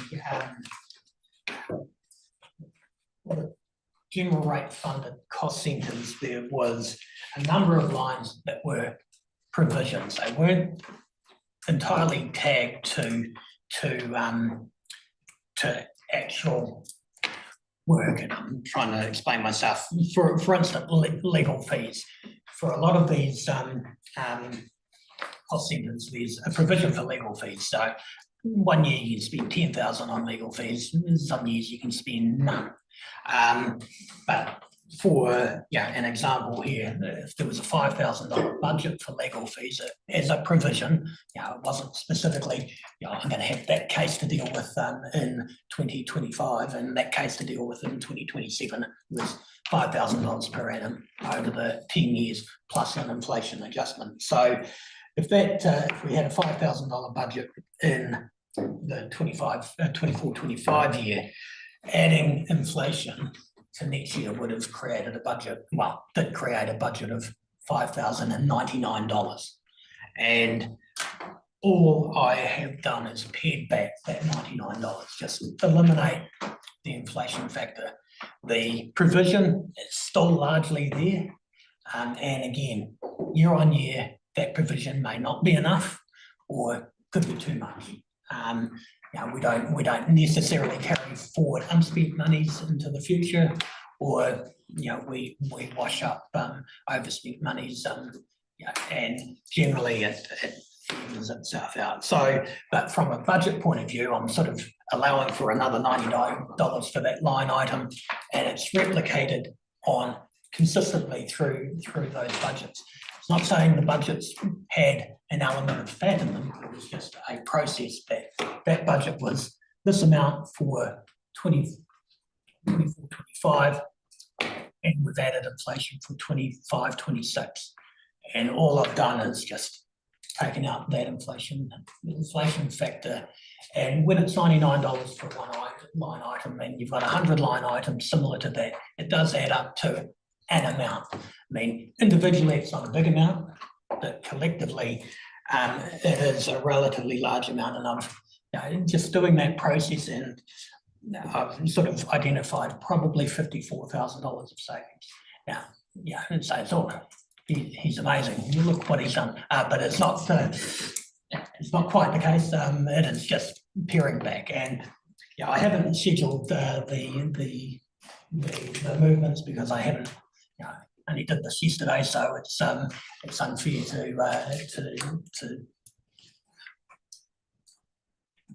And again, like I said, the actual provision, underlying provision, is still there. It's just that little bit extra that we allowed for for inflation is no longer there. So doing that, instead of undertaking that process over 16 of the 28 general rate funded cost centres, the other 12 general rate funded cost centres include roading, which we've already dealt with. I mean, there's more than a paring knife attached to that process there. Other things like the transfer stations and earthquake recovery, we've all got an element of inflation attached to those. Public toilets was another one where we do know that the cost will increase. So there's no point in, there's no gain in pulling out the inflation adjustment for $300,000 worth of contractors' costs, because we know they are going to increase. So anyway, I've identified close to 54,000, and this was as a direct attempt to try and offset that redistributing of the wage allocation. So I'm just kind of wondering, I mean, you've done a lot of talking and you've got, working through these pages, which it might be that we do have a break now, and then we'll come back to, and we'll work through pages 5 through to the end of the report. We've just got the animal control appropriation account that you need to talk about next, you know, so maybe it's a good idea, because I can see there's still quite a bit of work to get through, and a break probably would be good for everybody at this point, so perhaps if we do adjourn, thank you, Graham, and we'll come back here at 1:30. And it gives you half an hour to have your lunch. So is that okay? Thank you. And then we'll work through the rest of the paper. Thank you.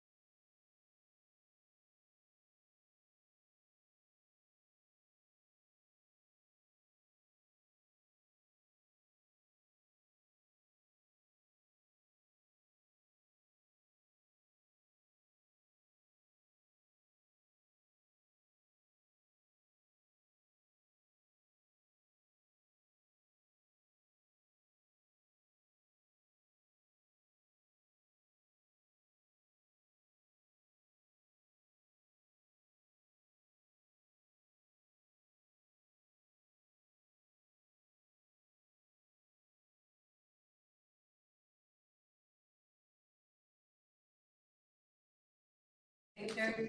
So thank you, Jason.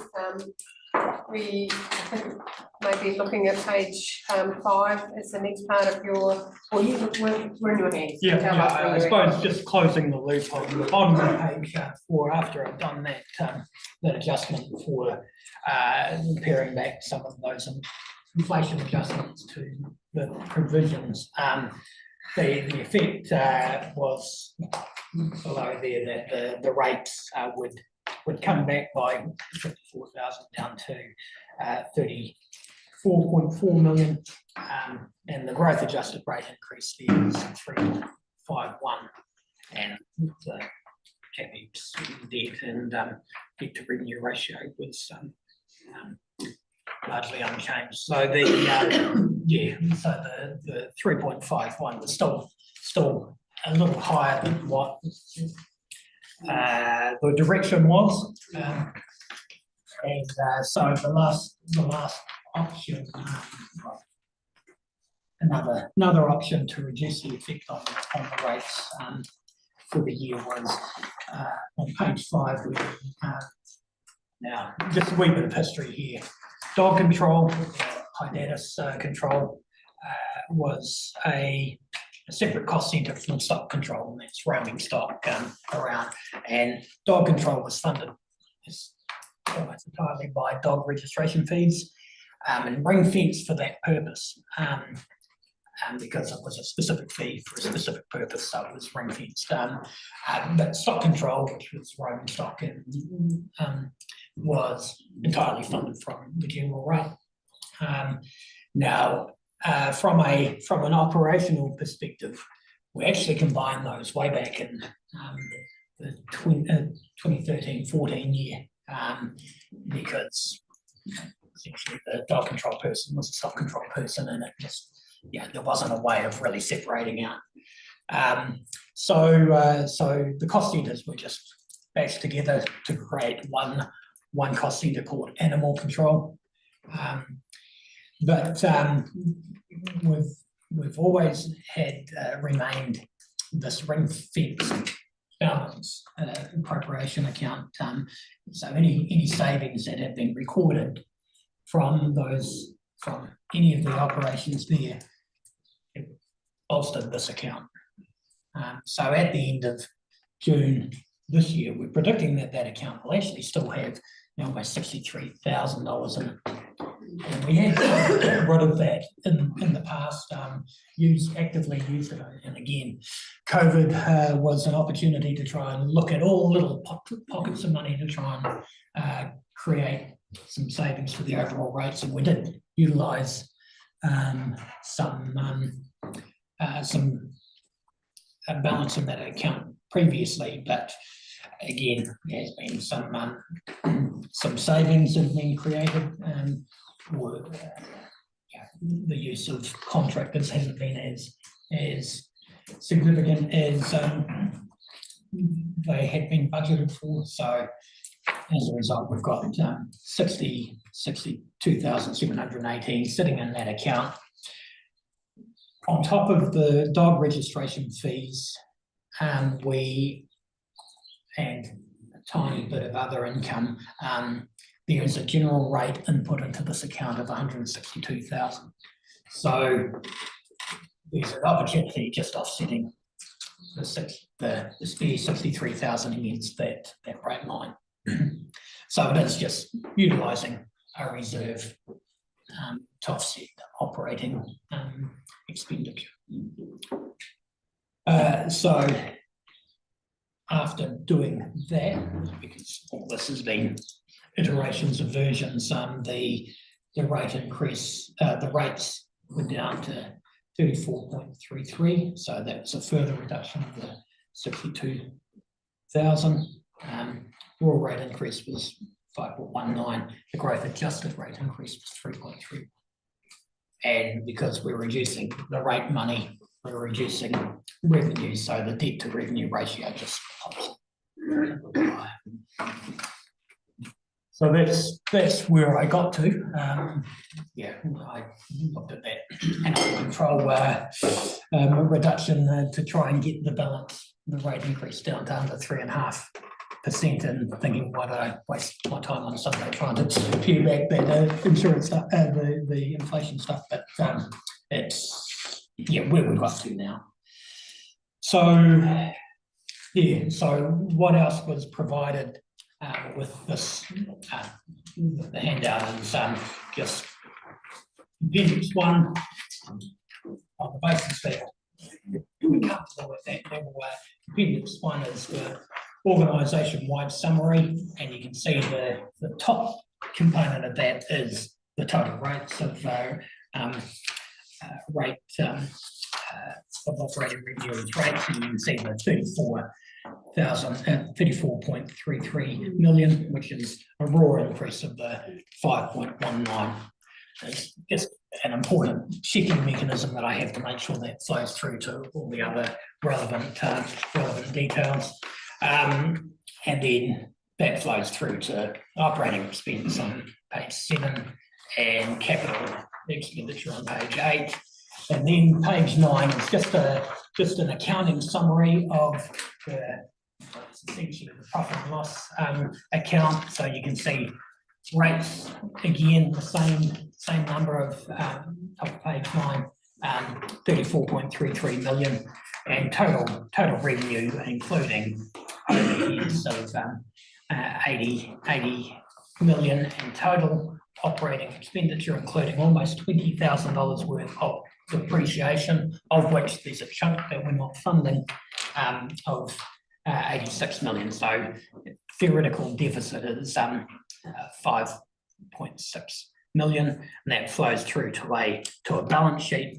And then the key components of the balance sheet, just because they were relevant before, the cash and cash equivalent balance ends up being just over $12,000, but more importantly, the total debt right down to the bottom is 104,000. And being a balance sheet, and because the accountant, the public equity, total public equity equals the total net assets of, and that is again one of my checking mechanisms, because that has to balance to the cent, well, balance to the dollar. And then in your agenda pack was the full appendix 3 was the full capital program, which see, it hasn't adjusted since I've actually report. But I suppose I wanted to highlight, I'm not sure whether I highlighted it enough in the covering paper, but page Page 20. And perhaps, top page 20, this is capital expenditure for public services. Got a line item there for Huronui amenities. And specifically, there's a placeholder there for some work to be done on the Waikaria Hall of $500,000. Now, I may have completely glossed over that as we talked about in the covering report, but the Huronui Community Committee met on Wednesday night, and I suppose the key, apart from a couple of adjustments to some of the initial budget line items for expenditure, one of the items that was heavily debated was what to do with the Waikaria Hall. And then the resolution, and needs to be sort of added here as part of the budget, was to allow for a placeholder of $500,000 to do some work there. Now, none of that has an effect on rates for the time being. So any work done on the Waikaria Hall will be done and funded in arrears through. And so if whatever level of work is done sometime in the 26-27 year, it will have an effect on the debt for the Huronui amenities account, which will need to be addressed in the 26-27 annual plan and then the following long-term plan.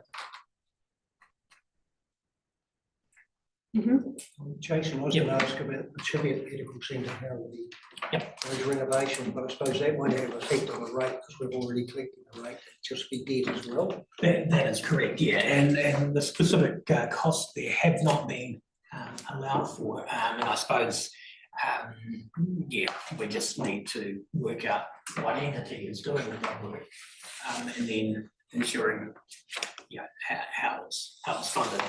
But you're right, it won't necessarily have an impact on the rates. It will have an impact on cash flow if we need to bring through something $1,000 worth of work. But it will go on to the medical centre, which has already been funded over the full 10 years. The for the Cheviot Medical Centre, at the end of, without doing any renovation work, at the end of June 2026 was going to be about $12,000. So, but the community committee, when we set the long-term plan, left the rate line at the $60 per ratepayer for the entirety of the long-term plan. So, and that resulted in the ability for them to just build up funds to do any further capital works in the future. So, and that $60 per ratepayer will obviously continue in the 25-26 year, and then after that, depending on the level of debt that's incurred because of the piece of work that needs to be done. So let's make sure that you've got certainty for the Cheviot community. Karen, you're happy that the explanation that we've got here reflect the discussion from the other night? Yes, very much. So I think it isn't clear, as I mentioned earlier, informally, but exactly what was going to happen with the Waikaria Hall, but it's a discussion, the future of both halls, I guess, Waikaria and Harden, and the other buildings has been a significant concern and focus for the Huronui Community Committee for many years. And I think the committee, and I certainly supported this, felt it would be important if we put some money into a budget, and that gives us the opportunity to have a conversation with the community and an opportunity to actually do some work and get some progress. We weren't in a position to know what shape that was going to be when we were doing the LTP, so it's still very much a working process, but that gives us an opportunity to do something in this next financial year if that's agreed to. So yeah, thanks for raising that, Jason. So it's certainly added to the CapEx there, and some will be an item that we will highlight in the consultation document. So it does provide a basis to have the discussion with the community and engender feedback from the affected parties. Oh, thank you. Okay, and but much of the rest of the capital program there is as we had allowed for during our. So, yeah, can I just ask, sorry, Robbie, I'll come to you. Is there any questions or perhaps curiosities that you've noticed from that CapEx? Robbie? Yeah, I just want to check around Queenmary South where we've the demolition amount taken out, left sports ground in. I thought, is that chicken and the egg stuff? The page 20, yeah, halfway down. Yeah. Where's the property from south? We've got $1 million allowed for this current financial year for demolitions. In the long-term plan, we did allow $2 million plus inflation for the development of sports ground, which has been retained in the annual plan. Sorry, is it to the current year? Sorry, I misread that. Thanks, Robbie. Any other questions around anything there? No? And again, yeah, it is the capital program in the budget forms part of the basis for consultation, and then we can obviously refine things if there is individual communities that have meetings between now and the end of the submission period. There can be that discussion we can bring on through submissions, and I'm particularly mindful of the Glenmark Community Committee haven't met to discuss budgets in the current form. They have looked at an initial cut way back just before Christmas, based on what was in the long-term plan. So, yeah, there may be some other things that flow through, and if that does come through, we can build them in as part of an officer submission. And similarly with any of the community committees, that there maybe could be some refinement of the some of the capital expenditure, or something just happens, which occurs that when we set this budget accounted for. Okay, so that's Appendix 3, and Appendix 4, just back to the updated version that was handed out.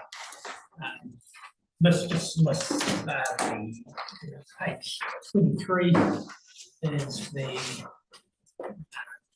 breakdown of the rate requirements as a whole, and shows that the total district-wide rates being 17.4 million, which in themselves about 1.7% increase from last year, but obviously the key change being the roading rate. And then page 24 and 25 just list all the targeted rates. Coming down to the bottom of the page, that green line on the bottom of page 25 is that 34.33 million being the total rates, which matches the budget and matches and then just the calculation there we know is a 5.19% increase from the previous financial year, and allowing for the growth component of 1.88%, brings that down to 3.31. Then from there, page 26, 27, 28, 29 is essentially doing a rate strike on the total rates. So the structure of this is with the blue column there is the actual rates for the current financial year. That's what we struck on the 15th of July 24. The pink column is if we had what we had assumed would be the rate strike if we maintain year 2 of the long-term plan, and then all the way there is the proposed annual planning rates. So for instance, we've got a fixed amount relating to the general rate up at the top, for the uniform annual general charge. For the current year, that's $400. If we maintain what we said in the long-term plan, that was going to be $528. Every rate we received that increase. And then that rate with the proposed annual plan, that comes down to $392. And again, part of this is also, there's a few moving parts, ensuring that the fixed charge portion of the total rates does not exceed 30% of the total rates, excluding rates for water and sewer. They sit to the side. So we've had a policy for many years that we go right to the 30%. In fact, I've got the calculation is done on the basis that I've got $1 spare, no more. And we will inevitably get the submission from Federated Farmers that will be promoting or advocating for a much higher percentage of the fixed charges. But that's rules under the Local Government Rating Act. And then, all the other rate lines are there, and including page 29, as we've just mentioned before, the QBF Ward Medical Centre rate remaining at the $60 per rate pay. And then that flows through on to page 30 onwards, unit 6, the sample property analysis. And and just use the information out of the rate strike and applied it to individual rate, 125 individual rating properties that we've been monitoring for a big part of 8 or 9 years now. And even though we say the average rate increase of 3.31%, in reality, every property, there's no average properties in the district. Everybody, each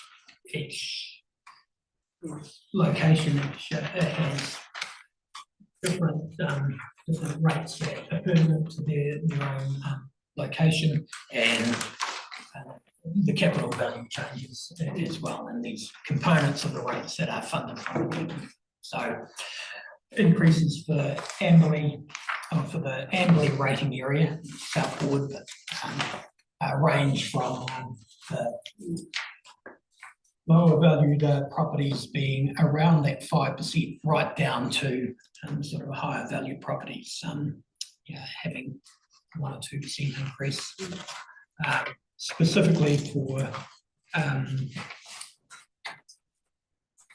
QBF, when they were considering the increase of the amenities rate, $15,000 in itself was almost a 20% increase in their amenities rate. The effect on individual properties is about $15, which is a small portion of their overall rate.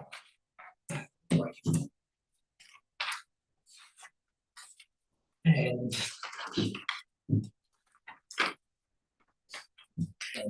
so I've got that for each of the properties that we monitor.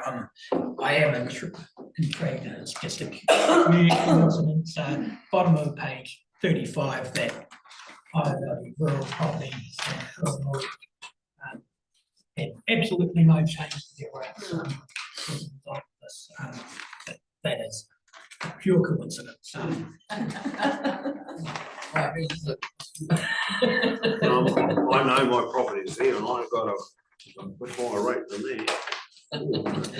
this doesn't include Environment Canterbury Road. We keep that because that's it's something I can't control. No. And they can't either.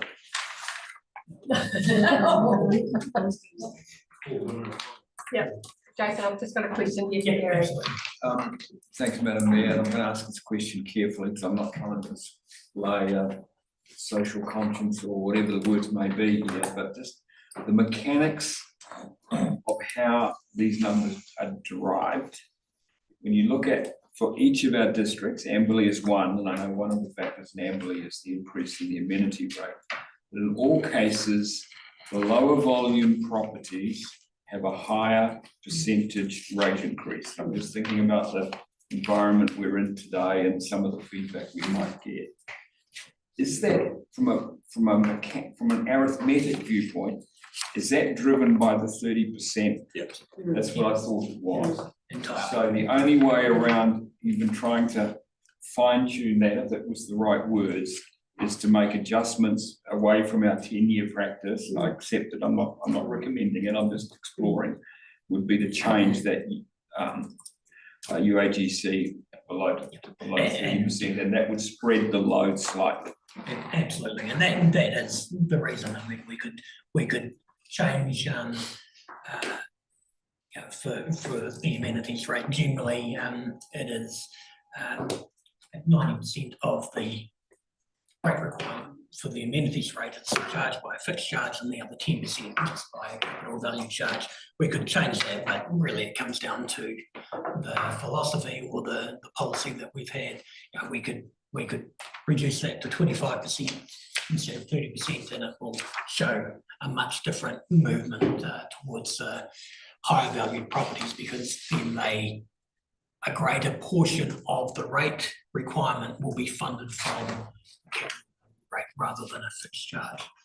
And as I said, Federated Farmers applaud what we're doing because we go right to the hilt of of Section 21 of the Rating Act, but it does have this effect. And again, I'm not recommending it, I just wanted to raise it, query it, and if someone else wanted to pick up on it, then that would be fine, or if no one wants it, that's fine. I just wanted to try. Cool, thanks, Gary. Again, questions? Just probably subsequent to that through the chair, because I considered that as well. But then I also went back and looked at the previous long-term plan proposed increase, and that was quite a different story. And then I went back and had a look at what we've done in previous annual plans, and it has often been the other way around, and that the expensive rural properties have carried the higher rate. So it feels to me like, we're getting a balance, I guess, for want of a better word, but that was certainly the case when we had significant increases in the roading rate, which is funded entirely by the capital value rate. So, and you can see in the pink column, in all of those, the higher value properties were essentially getting a higher percentage of rates, because we had a 50% increase in the roading rate, which was all funded from capital value rate. With the 30% adjustment made in the background, but that can only go so far. So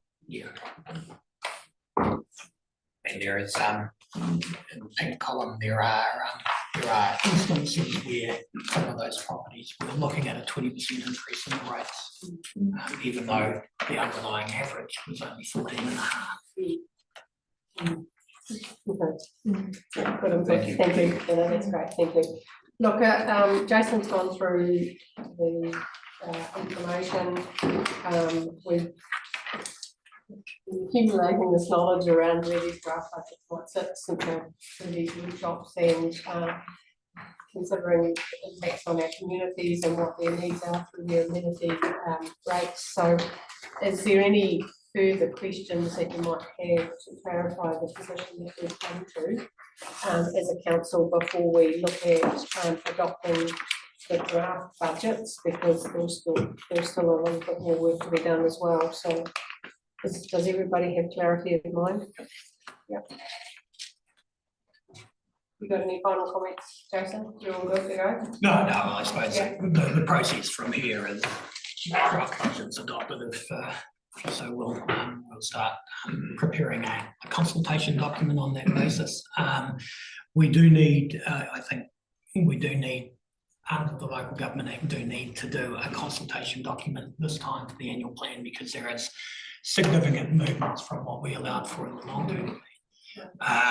I'm very careful to say that I believe that there is significant movements in proposed levels of service for significant activities, which theoretically could prompt an amendment to the long-term plan, which is a much more involved process, requires auditing and respect enough on auditing.